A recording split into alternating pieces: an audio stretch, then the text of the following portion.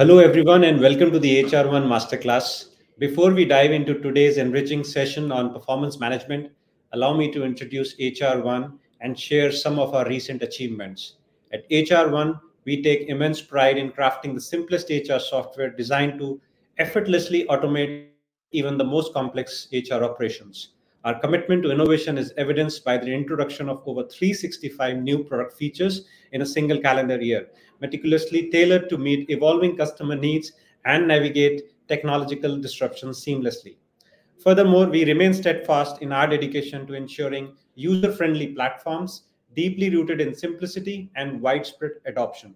It is with great pleasure that we announce our global recognition, securing the third rank for highest customer satisfaction products in 2024, as declared by G2, the world's largest and most esteemed software marketplace. With this unwavering commitment to excellence, we are poised to continue empowering organizations on their journey towards HR transformation.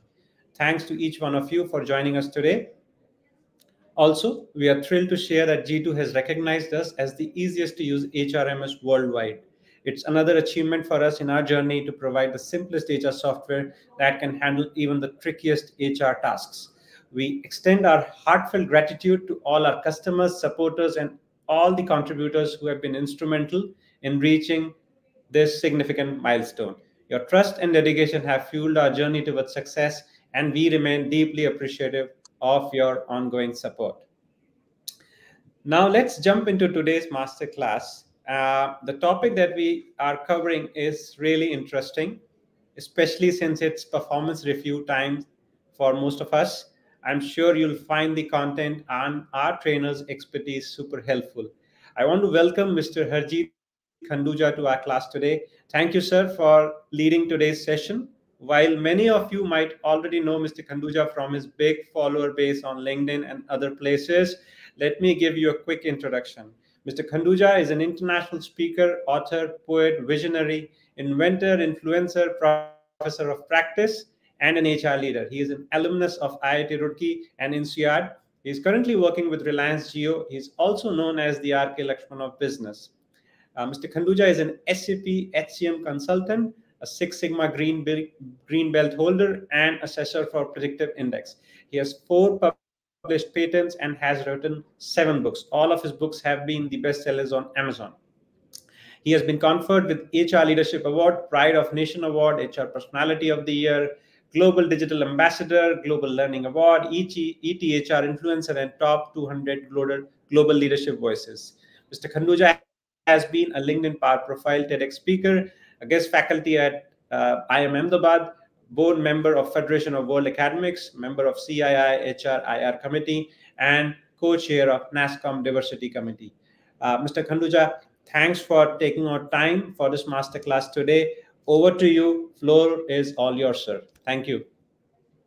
Thank you, Pulkit, for inviting me, and thank you everyone for being there for the masterclass. Let's start.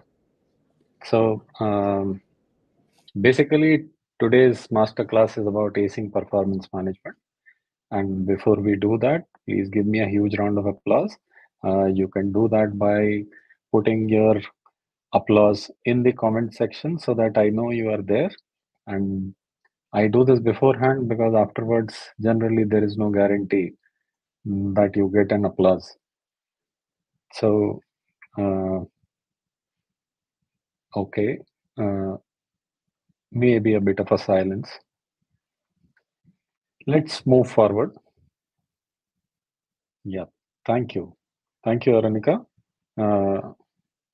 for putting that hello. I know at least somebody is there. Thank you, Meenakshi. So let me set a ground rule here. I hope, so Pulkit, I will use you as proxy Sure. since others will not be able to speak.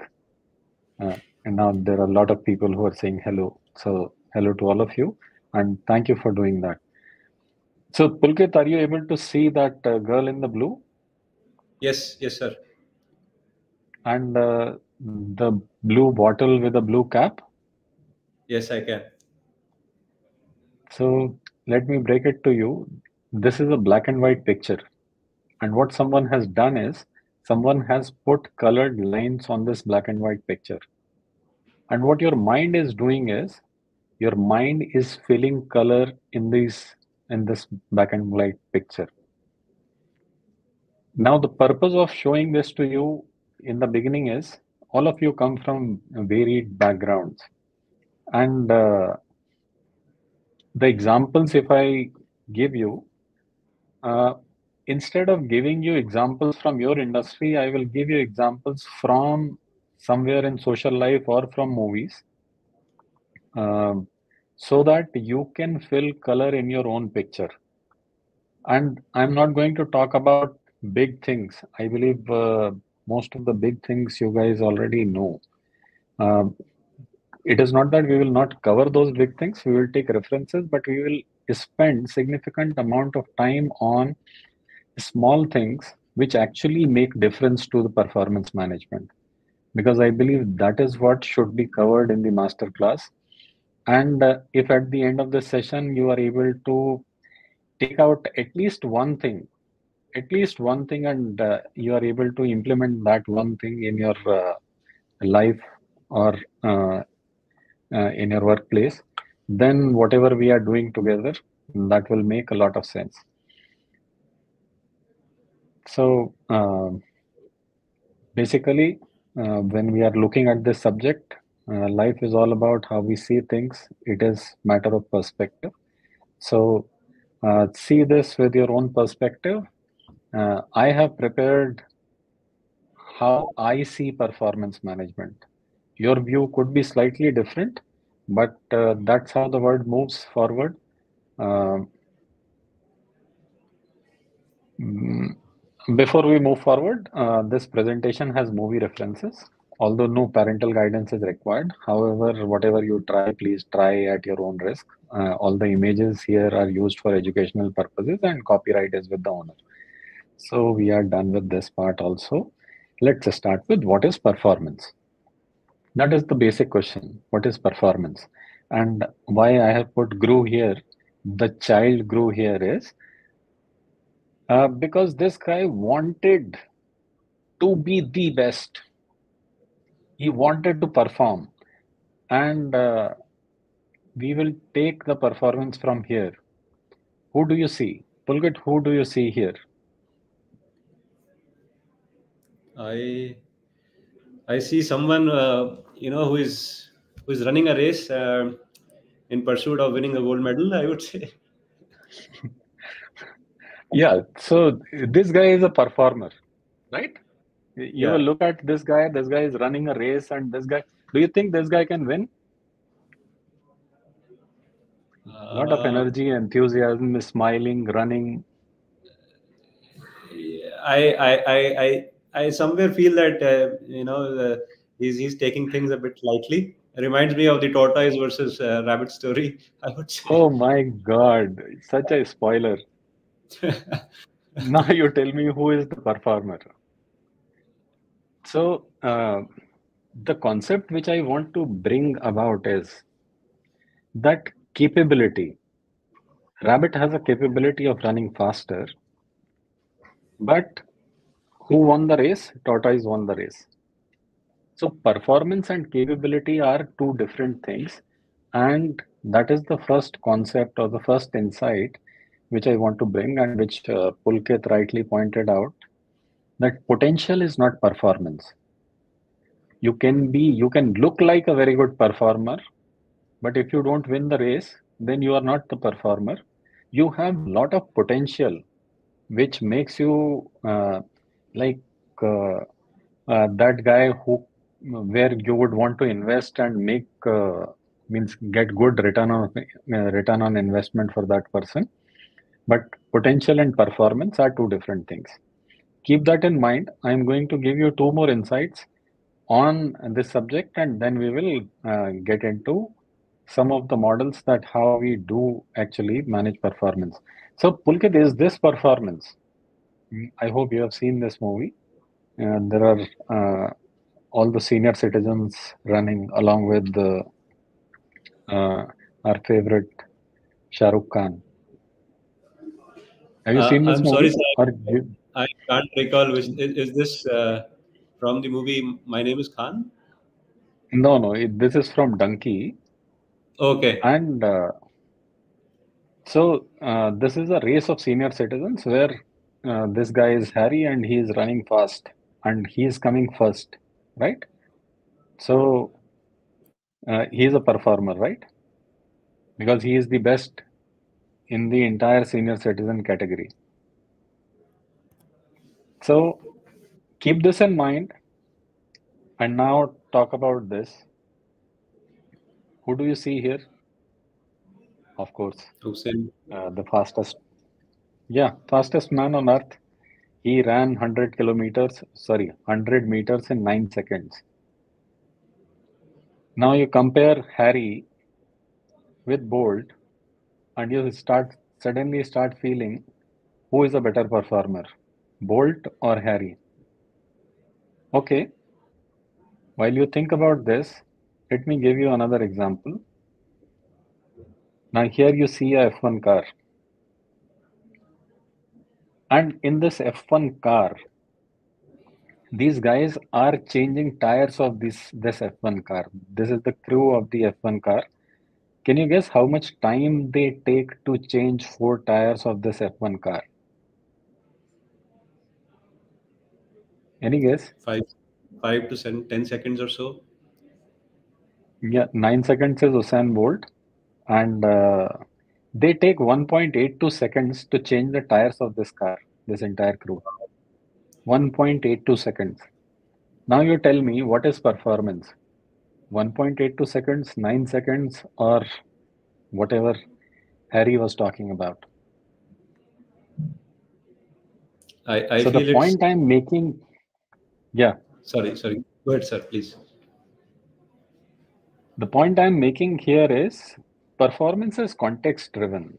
So if you start comparing performance in different organizations, it is going to be different. So when you are looking at performance, you are going to look at performance in a particular context. Here, if you see, there are people who are running behind this guy, and this guy doesn't know why he is running. Everyone is running. It has nothing to do with efficiency, and even purpose is not known, but everyone is running. So this is a mindless performance which people do at times. But the insight is performance is context driven, that in your context, how people are performing, in your organization, how people are performing, you have to set that baseline. Now, coming on to the third insight, uh, Pulkit, this one you would have seen. Actually, you are the wrong person. You are not into movies, and I am a movie buff. No, I no, can't talk I'm without movies. very much into, no, I'm very much into the movies. I am just wondering what the movie title would. I have watched this movie, Kahani. Arey wah, that's great. This is Kahani. Here, the focus is on the person who is standing behind Vidya Balan. He is a professional, whatever you call him, assassin.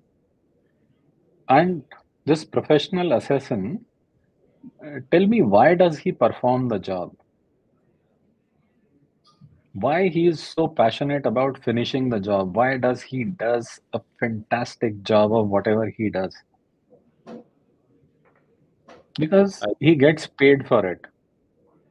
And hmm. often we think that performance is something which comes when we put money on the block and then people perform.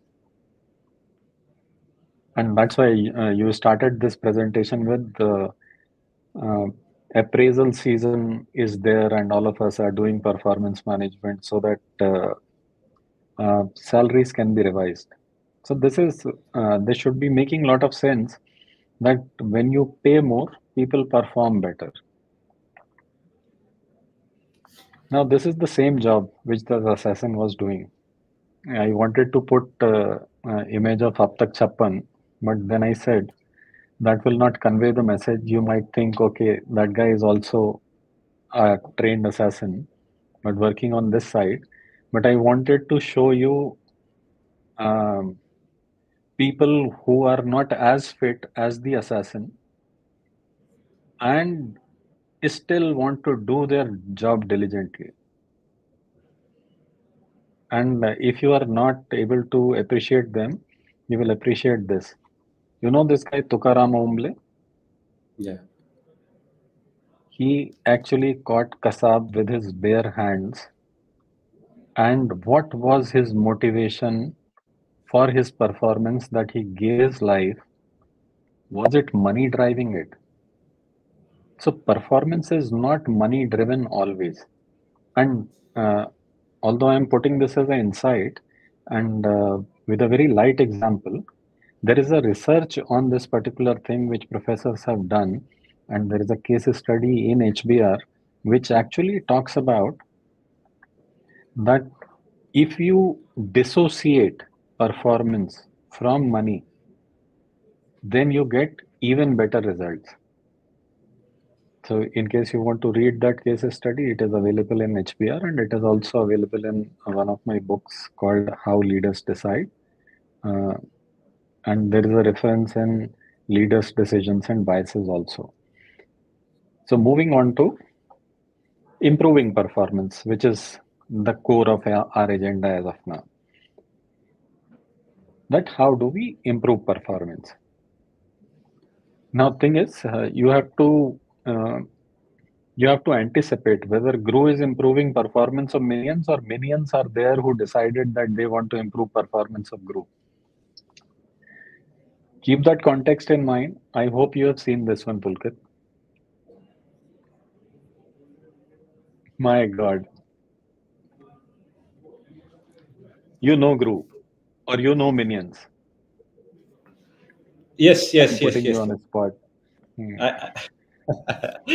That's that field that much I can assure you I know much. You are a learned man, so I'm not sure how much you are into movies, but still, I'm taking my chances by asking you questions about movies. So basically, the question is if you would have seen Garfield and tell me, looking at this guy, can you think that somebody's performance can be improved? For sure, anyone's performance can be improved. That is why we are having this session uh, because we have a firm belief in it. And a lot of research also has proven that performance can be improved. Let's understand how. So, this is the first framework or the first model which says how you can actually improve performance of individuals. And this is the first slightly heavy or busy slide uh, because I wanted to tell you that this session is not only about movies. We are actually talking serious concepts. I will take you to the lighter side of it uh, just after this slide. This was something which Pulkit wanted me to cover, that people should know that this is a session on performance management and we are talking about some models. So I said, okay. He actually created a framework for me that how should I run this session. And this was one of the things which he mentioned. This is called management by objectives, and this is a very old concept. And it was one of the very first few concepts which came for performance management in the organizations. What they say is, they say first you define organizational goals, and based on that you ask employees to fill their goals. So, like boss decides his goals, then the next person looks at whatever boss has decided his goals as and defines his or her goals, and then those goals are monitored, uh, like the progress and the performance on those goals are monitored. And after a year, the performance evaluation is conducted. You can conduct it after the year, or you can conduct it even in a quarter, or monthly, or even on a weekly basis. There are organizations who do performance on a daily basis also. The big part of this model was that once you do performance evaluation, you should provide feedback to the employee that what you need to do to improve your performance. And then you conduct performance appraisal and link it to rewards. That is the basic premise of this model. Now, um when was having a discussion with Pulkit, and we decided that we are not going to conduct the whole presentation on just this concept, because this is a concept which all of you might be living every day, and how we can add value to that by adding some of the practical aspects of this model and discussing those finer points. So let me come up with the first point. How many number of goals you should have? Now, this is a easy question. I will tell you a story. One of my colleagues, um, so I asked him, "Okay, I believe boss gave you a priority, and why are you like sitting all chilled out?" He said, "First he gave me a priority, then he gave me 10 other priorities. So when everything is a priority, that means nothing is a priority." That is a fundamental which should strike your mind. If you make everything as a priority, then nothing gets done, because our human mind cannot process more than uh, you would have heard a principle called 357. If you are making more than 3 points, 5 points, or 7 points, 7 points is the limit. If you make more than 7 points in a slide also, people stop reading. So if you are setting number of goals, if you can set 3 goals, 5 goals, 7 goals, 7 is the outer limit, then the chances are things will get prioritized. Otherwise, nothing will get prioritized. So when you are deciding on number of goals, make sure that people don't go beyond 7. You can have sub goals under, uh, say, so you create 3 categories, and under 3 categories put 3 goals each. That will be more comprehensible, and that will be easy to comprehend, and more will get done. But if you put 9 goals just in one line, chances are nothing will get done. So you can actually put categories, and you can get more done by defining how many goals are going to be there in your goal sheet.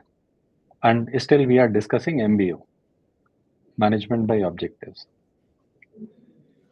Another thing, although visual is saying all that, uh, so I was looking for an Uber. I booked an Uber. I wanted to go to Vashi. So the Uber driver came. I told that guy I want to go to Vashi. So he said, I want to go to Thane. And I was like, "Bus, then how will it work?" He said, "You cancel the cab because I want to go to Thane." Most of the times, this is one thing which gets compromised when we are working on MBO. What MBO says is that top management goal is defined, and when the person next to that manager is setting the goals will get auto aligned. This alignment is something which you need to give focus on, or which you need to focus on. If alignment is missing, then chances are the whole thing will go haywire. Nothing is saying that that alignment should be there. Let me tell you how you can actually bring that alignment. So, Pulkit, by any chance you have seen 102 not out? What's Pulkit your is guess? smiling. I can. My smile says it. Sorry, I haven't watched it. So, there was a 102-year-old man. So, he tells his 60-year-old son. So, here 102-year-old was Amitabh Bachchan, and Rishi Kapoor was playing a 60-year-old son. So, Amitabh Bachchan told his son that if you don't change your ways of working, I am going to put you in a old age home, and you will not get any share of my property. So he explained him the consequences, and this guy's life became miserable. And the kind of conditions this old man was putting, actually both were old, but or you can say both were young. But this 100-year-old man, he figured out that he is going to die, and uh, he wanted his son to be practical. Otherwise, his son would lose all the property which he is having because of his emotional decisions, and he wanted to safeguard his son. So what he did was he aligned the objectives by saying, these are the 6 things which you have to do. If you don't do these 6 things, then you are not going to get anything. So you remember there is something called performance linked incentive. That is the example of this. That is how you align objectives. Or you put a threat that I am putting you on a performance improvement plan. If you don't do these 4 or 5 things, then you will be out of the organization. These are the things which are done for alignment. If your alignment is not proper, chances are you are not going to get attention from the people, because people are in their comfort zone. They follow Newton's first law. Until unless an external force is applied, things move the way they are moving. Pulkit, I will not ask you uh, about this movie. This movie is Masoom. And do you remember on the right side, my right side, who is the lady? That's Urmila Arey Matondkar. wah. To the left, you have Jugal Pulkit, you are Hansraj. very good at certain things. Although we are talking about this Lakdi Ki Kati, this was a famous song, and but we are not talking about Urmila or Lakdi Ki Kati. What we are talking about is how objectives are cascaded. This is a story about Shekhar Kapoor. So there was a scene in which the girl in the middle was supposed to cry. And since these were kids, so like, how do you make them genuine on the screen? So what Shekhar Kapoor did was, Shekhar Kapoor told this girl something. She came on the screen, and then she wanted to say something, but she could not say, and she started crying, and that scene was a big hit. And people asked Shekhar Kapoor, how did you do that? How you got that performance from her? What Shekhar Kapoor said was, look, I knew her problem is that she can't speak long dialogues. So I gave her a very long dialogue. So she read that dialogue and she was not able to speak. And the kind of expression I wanted from her, I was able to get that expression. So when you are cascading objectives, keep this example in mind. Cascading of objectives is not mathematics. And it is not that if your boss has taken one objective, then you necessarily have to take the same objective in a smaller format. So the objectives have to be translated in a context so that you can get the right kind of performance. And this translation actually makes performance management work. Another thing which you have to align, as of now, we have been talking about alignment. So we talked about how do we align interests of people. We talked about how do we align objectives, align, and how do we cascade objectives. Now, this one is about aligning people. And if you have not seen this movie, I am so sorry, because there are 3 or 4 slides where I'm going to talk about Sultan as an example. So Sultan was a famous wrestler, and the guy in the middle wanted to start a freestyle league in India, and his father told him, "Go and meet Sultan. He is the best guy. If you want to represent India, he will be your best bet." Although he did not believe, but he still went and got Sultan, and he found Sultan in this bad shape. Now he wants this guy to perform because otherwise his organization will not perform. So see organizational performance. For organizational performance, he wants Sultan to perform. Now, if you want somebody to perform, you have to put a coach or a mentor or a manager for that person who can actually make this guy perform. And if you remember this interaction, here on the left hand side, there is a coach who says, "You will have to listen to me. If you don't listen to me, whatever I tell you, if you do that, otherwise you are a waste of time. I don't want to invest time in you. I have better people than you whom I can spend time with." This kind of alignment of people is very important, that the chemistry between the boss and the subordinate actually determines performance. If this chemistry is not aligned properly, when we say what is the role of HR is actually, or say the role of senior people in the organization, it is actually to make sure when that first interaction is happening between employee and the manager, that is managed properly and they strike on a positive note so that this chemistry can work. Better the relationship of people in the organization is, better will be the performance of the organization. That is why they say if there is politics in the organization, although no organization can be without politics, but uh, if uh, your politics is overruling and people are not aligned to the objective and people are not aligned to each other, then it is very difficult to take out performance from people. Now, that's why we do reporting relationships, induction, and coaching. The best coaching is by manager.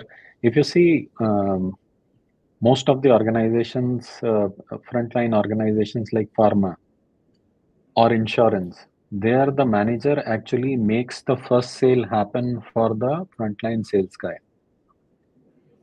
The manager actually goes with the employee and tells, "This is how you make the sale and this is how the sale is done." That hand-holding builds trust uh, and aligns people that how performance is to be derived. Another important aspect, which MBO did not talk about explicitly, but without which MBO doesn't work. And why I'm saying that, when you tell somebody that you have to perform or improve, until unless the person realizes, when we were talking about alignment, that Rishi Kapoor was to be given threat. So when he was given a threat that you will be sent to a old age home, uh, he did not. He was seeing that as a threat. He did not realize that it was being done for his own good. He realized that after that, uh, when he came to know that his father is going to go away and he is sick, and that is why he is making all this drama, then he did self evaluation and he got into that self realization mode. Here also, when I'm talking about Sultan, he looked at himself and he said, "I am in not a good shape, and if I want to achieve something, I will have to put myself back in those shoes." Another important thing, uh, Pulkit, if you remember this movie, Sultan had a different objective. He wanted to gain reputation in the eyes of her wife, of his wife. Yeah. whereas organization wanted him to perform. And the objective, his personal objective and professional objective, both can be met if he wins this tournament and he brings himself in shape. So his personal objectives actually got aligned with the professional objectives, and that's how he was able to perform better. That's how that zeal came that I want to do better. So if you can align personal objectives of people with the professional objectives, and you are able to give a picture that this is how you can redeem yourself, or this is how you will be able to get to what you're looking for, then chances of getting better performance are much, much higher. Again, explaining MBA also, this is one of the finer points. So, the person has to get in shape, the person has to realize, has to do self appraisal. So, self realization is nothing but self appraisal, which we try to do, that you do self appraisal so that you come to know. Many a times people don't get into that self realization mode, they say, I'm perfect. So, a regular feedback has to be given.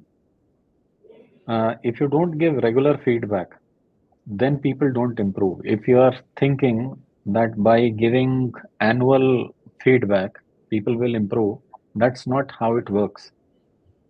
The feedback has to be given on a daily, weekly, or whenever required basis. If you do it in a structured manner, in a quarterly, on a quarterly basis, or on a monthly basis, then uh, then you are even better off. And if you put that in writing, give the feedback that these are the thing, and the feedback has to be constructive, and we will talk about that a little bit later. What in the MBO section, I want you to understand that regular feedback is important. And you might be thinking, regular feedback, how do I give feedback? Point is, you have to finish this task in so much time and with so much weight. Here there are two thresholds or two performance standards which have been defined. That so many kilograms of weight and so much of time, and you have to climb so many stairs. So any job you do, if you are able to set standards, and against those standards you are telling, are you performing or are you not, then the person also understands what is the benchmark, and against that benchmark, how am I doing? Then that feedback is meaningful. So, like in this case also, when I'm talking about setting standards, he was to beat the train. He has to run faster than the train. This train is running at this speed, whatever XYZ speed. He has to be faster than that train. So one was strength, another was speed. So there can be multiple parameters on which you have to set standards and provide feedback against those standards. And final appraisal have to be factual. That finally, did you win the tournament or you did not win the tournament? It has to be a data-based evaluation rather than saying how much weight you lifted or whether you were running faster than the engine. If you did not win, then all that training is not going to help you in meeting the organizational objectives. Finally, it is the top line and the bottom line of the organization which matter.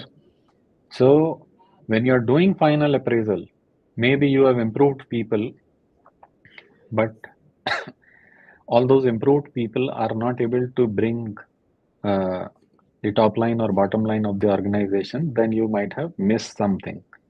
So, for that, you have to make sure your KPIs are properly aligned and with the efforts which you are making uh, throughout the development cycle of employees you are working with. And that brings us to our next concept. And this next concept is the model which actually came up because of the drawbacks of MBO, because MBO was very focused on the final outcome. So you put 6 objectives, whether you have taken care of those 6 objectives, the sales guy will take all the objectives uh, based on, say, how much sales I have done. But do you want that person to do sales only, or you want your organization to have, uh, say, a one side? You want to see only one side of the organization, and that's where came. This is a very good example. Mahendra Singh Dhoni. Pulkit, don't tell me you don't know Mahendra Singh Dhoni. You must be knowing him. It would be a crime not to know him. Actually, it is a crime not to know him. But his wife did not know him, and that was not a crime. He married her. So, on a lighter note, he's not going to marry you if you don't know him. Now, thing is batting enough? This guy actually tells us that he is an excellent fielder and he is also a wicket keeper. I was traveling in a Uber and I saw he has done some 13,000 trips and his score was 5-star. And I was like, 5-star with 13,000 trips?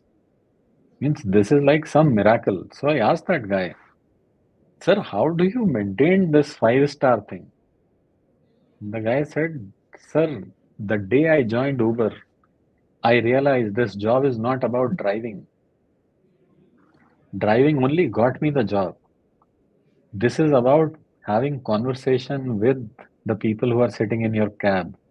This is about reaching there in time for the proper pickup. This is about keeping your cab clean. You're seeing, we generally think job is driving, but people do performance assessment on the factors which have nothing to do with driving. Driving is given. So when you are doing performance management, if you are thinking in the only direction which is performance, you are going to miss out on things which actually make performance happen. And that's where the concept of balanced scorecard came. So balanced scorecard said that performance cannot be financial only. Your financials actually come from your customers. So you have to take care of your customers. Your customers are happier because you have internal processes. So if your internal processes are good, then your customers will be happy. And your internal processes will be good if your employees are serving them well. If your employees understand internal processes and continuously improving those processes, there is learning, growth, innovation in the system. So this is our second model which actually came up. And let me tell you, so bear me for a couple of slides so that we discuss the concept and keep Pulkit happy.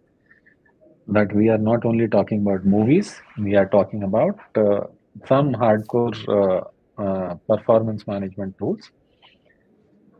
And it is important for you to know, in case you have not done balance a scorecard. So these 4 dimensions, how do they work? They have to be interrelated. So you put vision and mission of the organization, although we see that on the walls, but when you are doing performance management, you actually have to look at the objective. It is like for Sultan, winning that tournament was the objective. Something like that should be there in the mission, that what is that you are going to do. And you put financials for that, that you want to increase profit or you want to increase revenue or you want to reduce cost. Now, these are parameters, but there are organizations which initially say that we want to increase the number of users in the system. Like players in the e-commerce industry did, that right now we are not looking at the bottom line. We will take investors' money and increase the adoption of e-commerce in the country. And that was their financial objective. And how you are going to meet these financial objectives? You actually define your customer objectives and link those customer objectives to financial objectives and create a relationship between these objectives. Then how you are going to deliver to customer, again, internal processes, and what you are going to do with organizational capacity. Same thing which I talked in the earlier slide, but this is called uh, connection of the objectives, how these objectives actually impact each other. And this is called strategy map in the balance scorecard language. So if you are doing balance scorecard, first you have to prepare a strategy map, and then that strategy map should actually uh, get converted into the balance scorecard. So here, the two things which are important is you have to write down the objective. Uh, Pulkit, do you remember which movie is this? At least you remember Uh, the actor. this is Super 30, Arey, something like that. wow, awesome. I've seen I am this. impressed. Watched this movie. Yeah, so Super 30 basically he picks up 30 guys from the slum area and he says, these guys are brilliant guys. I will teach them for free. And what is the objective? That they should qualify JEE. Yeah. Now, if they should qualify JEE, what is the key performance indicator? That at the end of the 1 year, how many actually got selected in JEE? So that is what objective and KPI look like. So what we are talking about here is, and this is the last heavy slide on balance scorecard. You put vision, mission, and strategy at the top. You put financial, customer, internal process, and organizational capacity. Define objectives and KPIs against that. And then you determine what are the actions you want to put. In KPI, there is something called uh, lead indicators, lag indicators. I will not get into that detail because that you can read anywhere. So that is something which I am deliberately avoiding right now.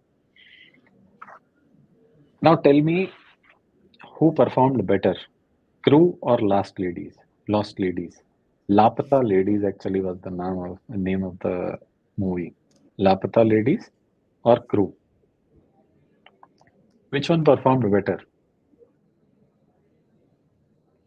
My random Pulkit, you have guess. not seen both. Uh, These. yeah, I must confess, I haven't watched.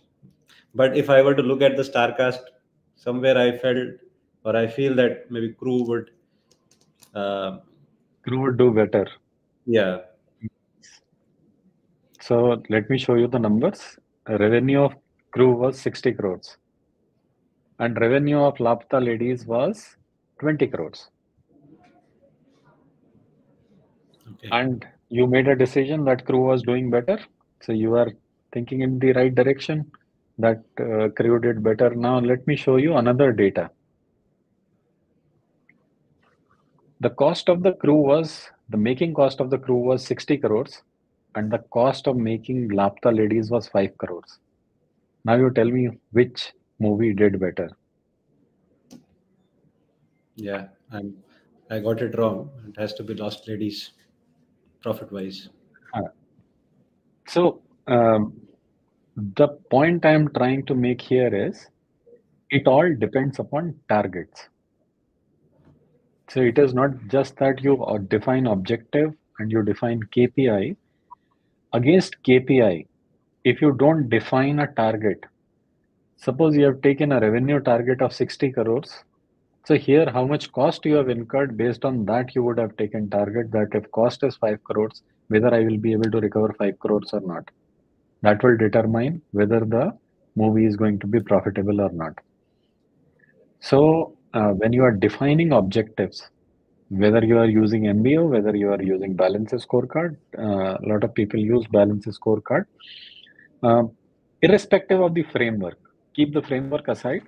Important thing we are talking about is targets. Targets change the world. You remember Mission Mangal? They changed the target for this guy who failed uh, for the mission to moon. And the target set for him was Mars. He actually went to Mars. And since that was a wrong target set, or that was a stretch target set, somehow his passion, his zeal of proving himself made it happen. And it changed the world. BlackBerry was a lousy organization at the beginning. It was not BlackBerry then. It was like five nerds working together. There is a movie on BlackBerry. If you see that, you will get inspired. And BlackBerry had put a target for itself that they are going to sell the maximum number of phones across the globe. And they became the market leader because of that. So it is the kind of targets you put, uh, those targets actually change the world for you. So you do objectives, you do measures, and after that, you have to put targets. Now, another piece which is important is how you define weightages. Now, this you can't say, Pulkit, that you don't know. आधे इधर जाओ, आधे उधर जाओ. So when you do आधे इधर जाओ, आधे उधर जाओ, that means 50% weightage you have given here and 50% there. You are left with nothing. Uh, Remember Bruce Almighty? Yeah. So Bruce Almighty was a movie where this guy was given an opportunity to play God, and he started playing God. Now, this is one of the problems of the balance scorecard, that when you start working with balance scorecard and you define the objectives, you define measures, you define targets, and then you define and then you give weightages to different targets, that which one is going to get more importance. And then you are generating a huge amount of data because you want to measure performance objectively. And this is one of the flaws. And if you remember Bruce Almighty, when he got all the prayers for all from all across the globe, he said, I want these prayers as post-its. And that's how it was. He had post-its all around him. If you're doing balance scorecard, in balance scorecard, this is the kind of situation you get into. But after that, he said, I want all this in a computer, and his life was um, much easier and uh, much simpler. So basically, you need better systems if you are working with balance scorecard approach. If you're doing your performance management without proper HR platform and analytics, chances are you will not be able to pull it through. Performance management, if it is not done objectively, the kind of result which you are expecting, you will not be able to uh, pull it through. Pulkit, would you like to add in? Sure, sir. So let me give you a quick brief overview of what HR1 is. We are the, we take pride in being the simplest HCM software that can automate any level of HR operations. And we are a very comprehensive HCM suite, right from hire to retire, right? So uh, on this slide, you could see a variety of modules that we offer, including core HR, which is all about your data management, recruitment, workforce, time office, payroll, expense, performance, engagement, asset management, and help desk. In addition to all of these modules, there are a variety of add-ons that we offer, comprising payroll outsourcing, conversational AI, workforce planning, business partner, project one, and the list goes on. We continue to bring in new add-ons that can help our customers.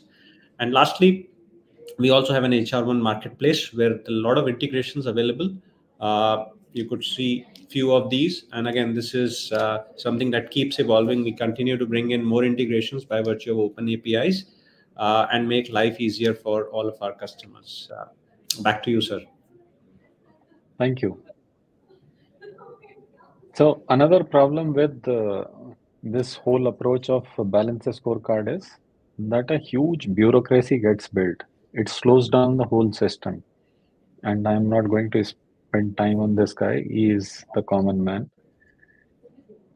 And another important thing, and this is called reviews, regular reviews. So if you are getting tarikh pe tarikh and you are not reviewing, then there is a problem. But if you are doing regular reviews, and I love Sundarlal Tripathi who does regular reviews. So look, the crux of performance management actually lies in regular reviews and providing feedback. So if you pick that up, means leave apart everything. If you just start reviews on the goals which you have set, you will be far, far ahead. So balance scorecard is like Santa Claus. Why I'm saying it is Santa Claus? Because it is prepared annually. So you set your strategy for the year and then you measure the strategy throughout. And there is a lot of preparation required because you have to do all the logistics for the Santa Claus. You have to put all the gifts together and logistics and everything. That is what balance scorecard stands for. But problem is, we live in a VUCA world, which is volatile, uncertain, complex, ambiguous.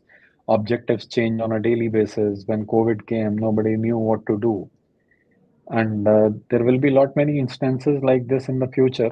That was a health hazard, but we have seen these kind of hazards coming in form of either demonetization or GST implementation or even the technology implementation. So for that, you need to catch up with the world. And there is another model which was introduced by Intel, which said that objectives, you don't have to do balance scorecard for a year because the industry changes every quarter. And if industry changes every quarter, you have to follow a framework called objectives and key results. So Intel does that objective and key result thing quarterly. Let me tell you what is the major difference. One is the speed that it is done on a quarterly basis. They say direction changes. Second is they are not following KPIs. They are saying you have to define an objective which is aspirational. You will put a key result instead of putting a KPI, and you will say that how you are going to achieve that. And this is a slide by Dana Wu. And this is how they are written. So for one objective, you can write multiple key results. And you see somebody has written for, this is a slide from Work Tango. They have written it for objective of a HR head that have take an objective on engaging employees, the most employees in the company's history. So you're seeing the aspiration here. And then there are 3 key results. And these key results are actually defining that you have to do this within this timeline. And that brings us to the 3 ways of defining your goals. One, most of you would have heard that when you are defining goals, they have to be SMART, which is a specific, measurable. So you define a specific thing. It has to be measurable, whether you are doing KPIs or you are doing KRs, key results. It has to be measurable. It has to be achievable. It has to be relevant. That means aligned to the business, and it has to be timely completed. So you can use this framework to see whether your goal is smart or not. This is another framework which came after SMART, which was fast goals. So when OKR came, these guys said uh, SMART was the terminology which was used by management by objectives. Uh, in OKR, they started talking about that goal should be frequently discussed. You cannot say discuss the goals once in a year. They should be frequently discussed. They should be ambitious, and they should be specific, and more than timely, they have to be transparent. So there was a lot of focus on transparency, that if goals are transparent, then chances are that people are aligned. We have discussed all these concepts. These are the acronyms which you can remember, whether you want your goals to be smart or fast, or you want your goals to be clear, collaborative, limited. We talked 357 rule. Uh, Here they talk about that the goal should be emotional. People should be emotional about their goals. Then the chances of delivering goals are much, much better, which is Sultan. They should be appreciable and they should be refinable, that if you have defined a goal, you should be able to change that goal as you move forward. And here comes the next model. This is called the Uber model, which works on the clear goals. So here, customer gives you the feedback and on a particular aspect, that this is a feedback on your cleanliness or your pickup or your driving or pricing. And based on this, the instant feedback is given to the person who is actually doing the job, the driver. You can ask the customer to give the tip also.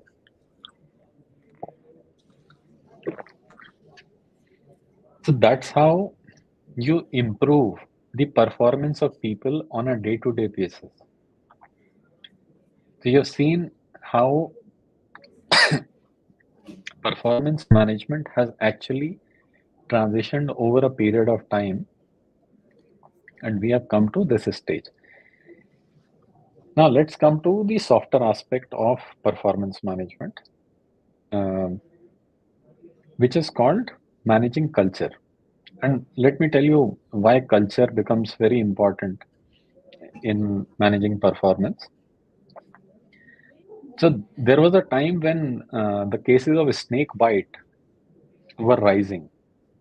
So then what government did was, they said, uh, you if you bring a snake, then we will pay you, say, 100 rupees per snake. And what they did was, uh, so they had put an incentive scheme like this. After some time, what they found, uh,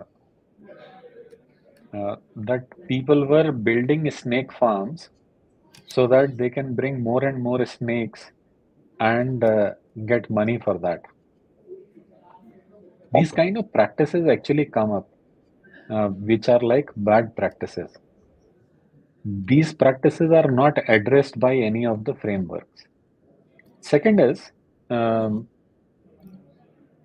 so there was a CEO I know, his HR head told him, okay, let's have referrals. Let's just start a referral scheme for hiring people.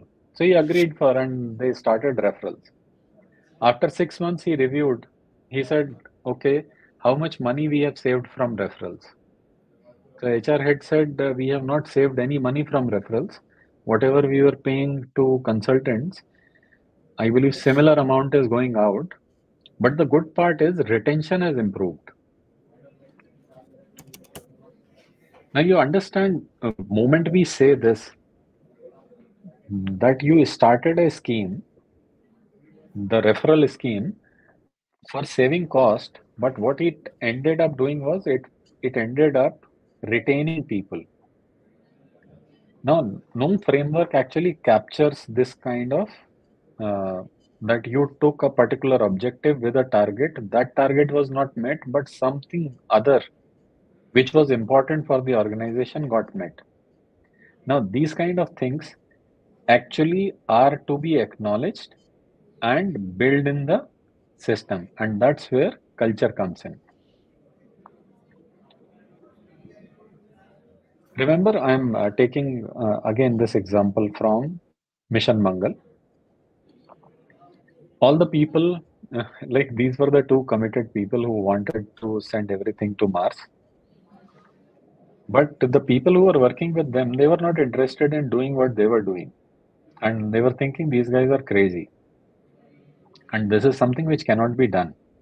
And in most of the teams in the organizations, whether you are a startup or a large organization, this is a common theme. And you remember what Vidya Balan did in this movie to overcome that? That was a beautiful example.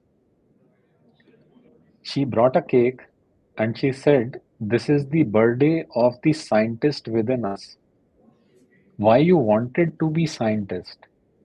You wanted to be scientist because you wanted to do something great, and now there is opportunity of doing something great, and you guys are not even realizing it, and you want to blow the chance of becoming great.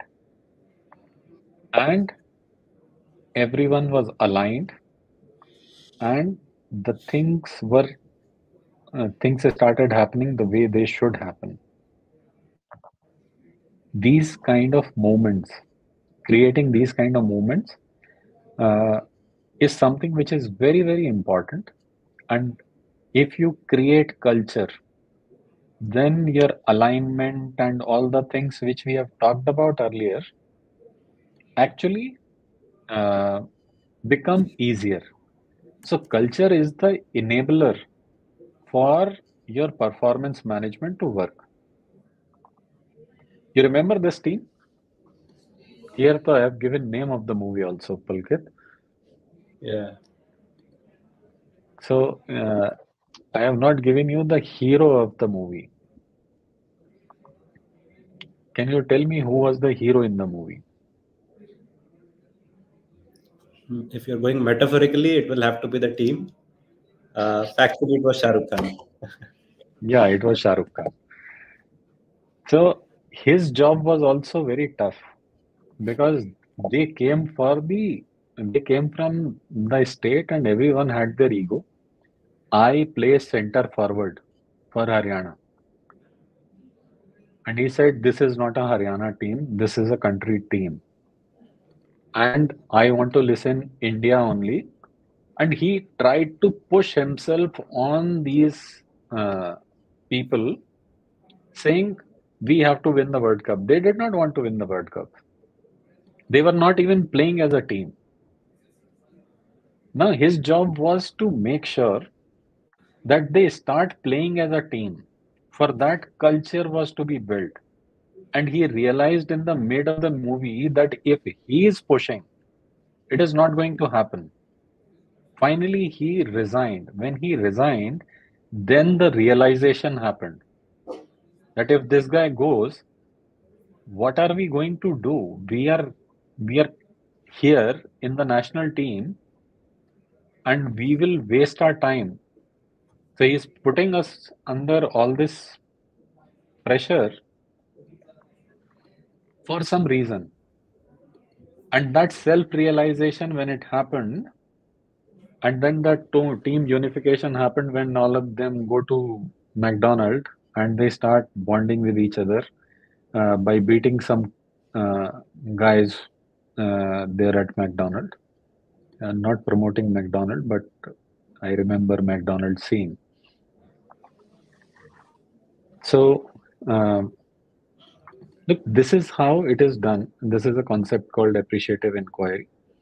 Uh, you actually define, I'm talking about how to build culture. You define what is the topic to work on, what is already working, what is the dream. So, you take the dream where I want to go, where I am, and then what are the options to make it happen. And based on that, you start doing action planning. Keep this in mind. Why I'm saying this is important. Uh, One is this is a framework. Lot of coaching organizations also use the same framework, where you are and where you want to go and what are the options for taking you to go there. And then based on that, you do your planning.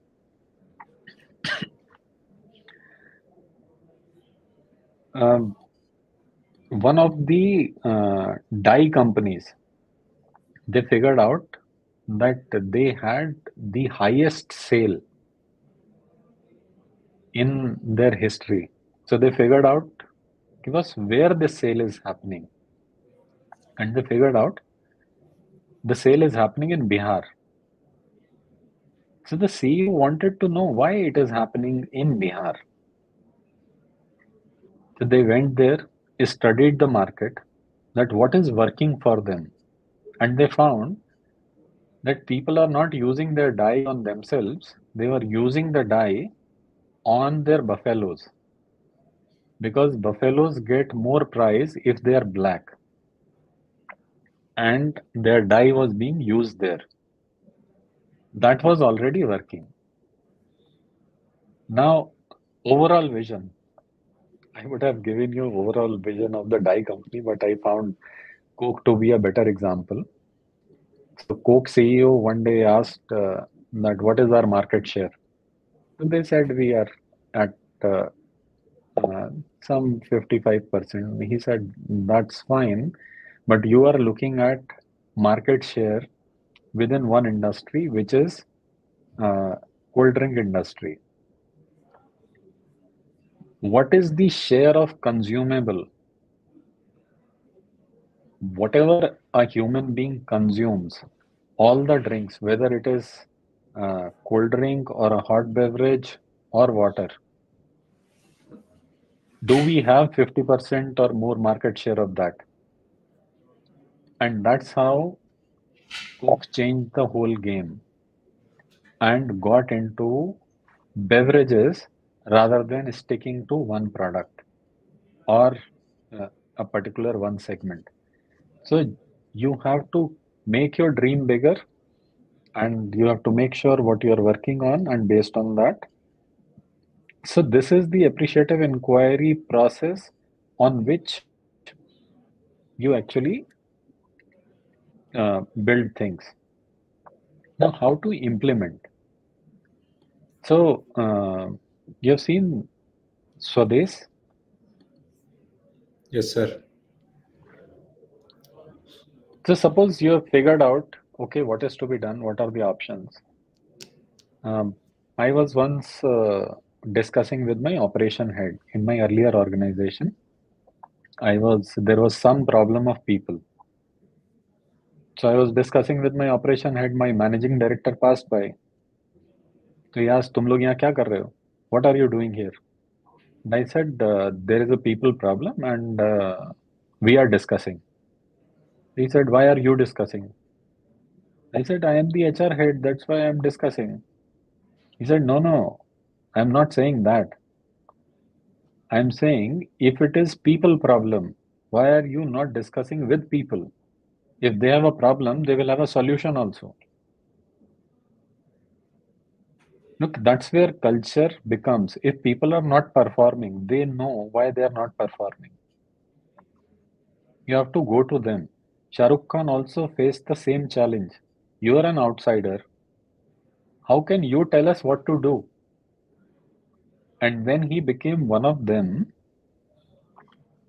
sat with them, understood their problem, and fixed their problem the way they wanted to fix the problem. That is something which is very, very important when you are building the culture. You don't build the culture sitting in HR. You build the culture by working with people. And that's how you implement things for enabling performance management. So, how do you give constructive feedback? Uh, Constructive feedback we have been talking about. The method of giving feedback, and this was one of the topics which Pulkit wanted me to cover, that how should we give feedback? You remember this scene from Chak De, where he made them play with the men's team, and after they lost, the men's team raised their hockey in their respect. So here they got constructive feedback. And when you give constructed feedback, it is not always said, it is many a times experienced. I have a mentor called Mr. S.V. Nathan. He is one of the senior uh, HR leaders and a very inspiring personality. He uses one example. He says कि किसी के मतलब one time a major came and the general said, Major, your shoes are shining. Your shoes are shining. After that, the major's shoes were always shining because he knew that somebody is noticing them. So when you want somebody to do something which is creating performance, you actually appreciate that person for the thing which you want that person to do. And I've seen one of my colleagues told me, when you smile, you look good. So now whenever I am around that colleague, I smile because I want to look good because that is the impression that colleague of mine is carrying. That is how you influence behavior of people when you are actually uh,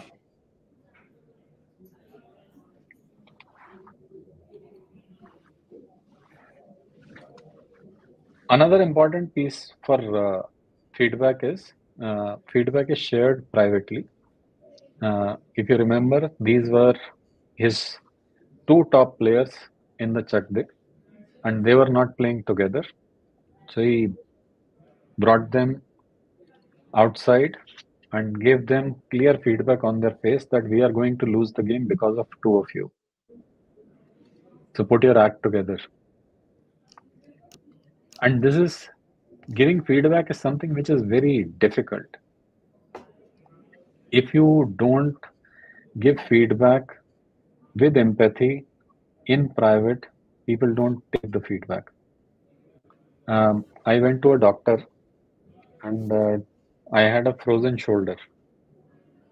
So doctor asked me to raise the hand and I was raising the hand. So he said, you are not, he asked me to stand straight and raise the hand. I stood straight and raised my hand. He said, you are not standing straight. I said, bloody, I am standing straight. I know I am standing straight. He said, you are not. So I changed my doctor. So when somebody is, even if the person is giving you feedback, which feedback is right, if the person is insistent or rude, you don't take that person very seriously. So I changed my doctor, went to another one. That doctor was very smart.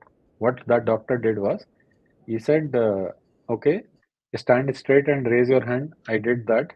Instead of telling me that you are not standing straight, he said, do it in front of mirror. And when I did it in front of mirror, I realized that I was not standing straight. And I realized the first doctor was also right. That is what happens with the feedback. So, this is something which is very, very important when you are building the culture for feedback. Uh, of course, you know Hari Sadhu. This was an advertisement that if you don't like somebody's work, don't throw that work on his or her face. Hari Sadhu was a bad boss, and this was a Naukri ad where they say H for Hitler, A for arrogant, R for rascal. I relate to that ad because my name is Harjeet. So my team actually made J for Joker, I for... Okay, sorry. Why should I embarrass myself for this? I should not be doing that. Look, there is a method of giving feedback. That is what I'm saying. And many a times when we give feedback, hey, you need to step up. Now, thing is, you're not telling how to step up. Most of the people don't understand when you give these kind of feedbacks. You are defensive. Means the person doesn't know what defensive means. It is like telling somebody you are standing straight. You have to put mirror in front of people so that they understand and appreciate what you are saying. If you are saying step up, you have to tell them clearly what you mean by stepping up. What is that they should start doing? I saw a kid. He was there in the temple, and priest was giving laddus in prasad. So priest gave everyone a full laddu. That small kid, he gave half the laddu. Now that kid wanted to tell के मेरे को आधा लड्डू क्यों दिया? How beautifully that kid told the priest. He said, Pandit ji, why is the shape of my laddu different from the shape of the laddus of others? So Pandit ji got the message and he said, okay, I will give you one full laddu. So when you are giving feedback, keep this example in mind. In fact, one of my doctors was telling me, okay, when you brush your teeth gently. If you don't brush your teeth gently, then your gums will be hurt and the teeth will be loose. So for that, a lot of people try 360-degree feedback. And in 360-degree feedback, also, just remember, पुलकित कभी आपने रोटी बनाई? Yes, sir. So रोटी को हमेशा धीमी आंच पे सेकते हैं, क्योंकि अगर आप फुल आंच पे उसको सेकोगे तो रोटी जल जाती है. तो ऐसे ही फीडबैक जो है वो बहुत ध्यान से आराम से देना चाहिए with slow heat. If you put lot of heat, then chances are people will burn out. Another is how you build culture is you link with rewards. In 83, one is the non-monetary award of getting that feeling of that they are winning. And second is they told them that if the entire team wins, everyone will get 25,000 rupees. Look, generally, man of the match gets an award. When you put team rewards, then your politics comes down. You remember Big Boss? In Big Boss, it is like cutthroat competition. Psychological safety is zero. So, if you want to keep your psychological safety there, then introduce team rewards the way it was there in 83. Then the entire team fights together, although you give man of the match award, but don't make your organization a big boss house.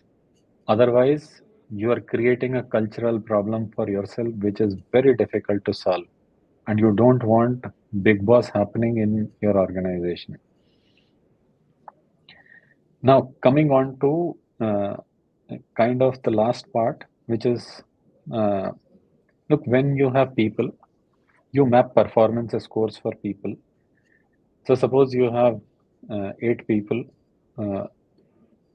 and their performance scores are like 10, 10, 10, 70, 70, 80, 80, 100, 100.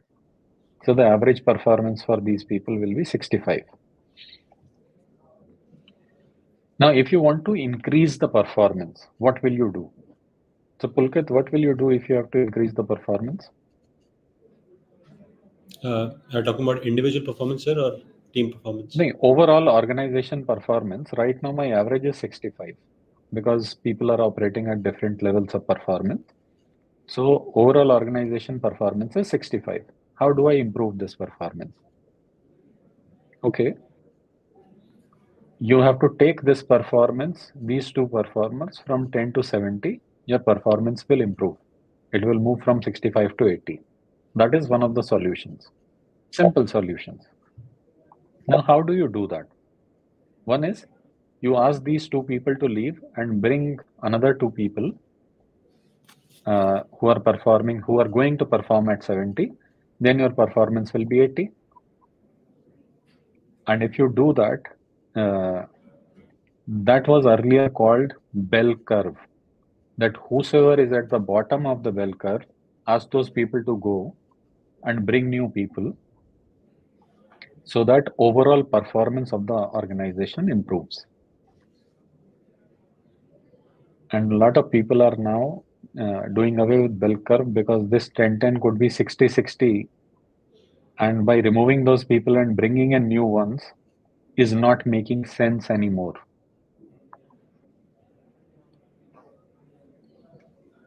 So this is called bell curve tail cutting.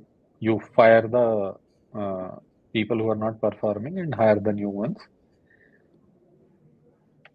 Second is you do performance coaching. You give feedback, have patience, and provide some frameworks. I was so I will not elaborate this. And another is you take care of your high performers. For that, you have to eat your ego. So do eat your ego, but bring back your high performers because they bring the TRP, and you have to really take care of them. And the most important thing is again bringing back the potential. HR job is not only managing performance, you can make a difference by managing potential. And that is why, since time is less, it is hardly 3 minutes, so I will not get into this last story. I will directly go to the model. You map performance and potential of people in a 9-box model. You will figure out, you can find out this model on the internet, it is available. Map your people in the 9-box model. You will know where your people are falling. And then based on this, you can actually decide, suppose if you have 100 rupees, how would you want to spend those 100 rupees and on whom for bringing up those people? So when we are talking about invest in the people who have potential or who are performing, and that is how you improve the performance management for the entire organization. You can prepare individual development plans for each one of them, like the way they did for Naam Shabana or Shabana in Naam Shabana. And summing up, look, they make dolphins jump out of the water. How they do it? They bring the dolphins, nahi hai, whales hai, whale from the sea word. They bring the whale in the pool, make the whale comfortable. Then they put a rope inside the pool. Whenever whale goes above the rope, they give whale fish. Whenever it goes below the rope, they ignore it. Once the whale starts understanding the connection between the rope and the fish, that it has to go above the rope, and when the whale starts understanding this connection, they start moving rope up. And one day that rope is outside the water and whale starts jumping. That is how they manage performance of whales. If they can do and apply the same principles on whales, you can very well do them on human beings. So That's it from my side. I'm stopping here. There is an offer going on.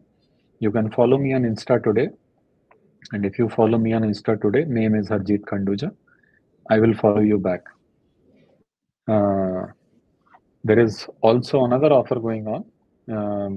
Whatever I presented, a lot of it is there in this visual books uh, from ZebraLearn. go.zebralearn.com/HR dash mastermind. Uh, so you can pick up these books, and if you want to brush up some of these concepts or go in the details of these concepts, it is all there, and that too in a visual manner. So it is not a reading kind of book. This is a visual book. Uh, I took almost 14 months to write this set of books, and ZebraLearn has done a fantastic job in making them visual. So that's it from my side. Over to you, Pulkit. I know I have taken slightly more than what we committed. Not a problem, sir. Thank you so much. Thanks, Mr. Khanduja, for all the helpful advice and wisdom today. We all really appreciate you taking out time to share your knowledge with us. Your insights on making performance management were eye openers for us, and we are sure they'll stick with each one of us. I must say that your unique and interesting style of using movies and stories to make your point was fantastic. It also reminded me it's time I clear my Bollywood movie backlog. We are thankful for your dedication to making HR as a function better, and we hope we can work together again sometime. Thanks again for everything you have done for today's masterclass, sir. Thank you, Pulkit. So Uh, thank you, guys. Thank you, sir. Thank you. To all our audience out there, at HR1, we have a very clear purpose that explains why we exist, and it goes by to empower every HR professional in achieving their professional ambitions. Each one of us here at HR1 is here to ignite a movement that stands for helping each one of you achieve more at your workplaces. We only happen to be the facilitators of this movement. It's everyone's movement, we believe, especially all HR professionals, and each one of you is going to drive it. That's what our ecosystem is, and that's what this HR1 community is all about, right? So we're trying to build a community of purpose-led HR leaders who are the evangelists for this movement, and we're trying our bit to spread this movement through a variety of channels that you see out here, right? So we are running a podcast series, right, where we interview top HR leaders and capture their insights as to what goes in their mind when they think about shaping modern workplaces. We have a lot of monthly webinars going on. We also have our flagship event series called as HR1 Propel. It's like a road show that we are running across the nation, where close to 150 plus HR professionals come together, and we debate on topics that matters the most to them. Besides that, there are a lot of initiatives such as this masterclass and roundtables that we're trying to ignite. So for all of you who are interested in this, you can scan the code below and fill out the form. Again, to each one of you, thanks for joining us today. Your presence made the event awesome. We are grateful for your time and input. Remember, we hold these master classes monthly, so make sure you mark your calendars and join us again. We'll keep you posted, of course. So thanks again. Thanks a bunch for being here, and thanks once again to our awesome trainer, Mr. Harjeet Khanduja. Thank you, sir. Thank you, Pulkit. Thank you, everyone. Thank you.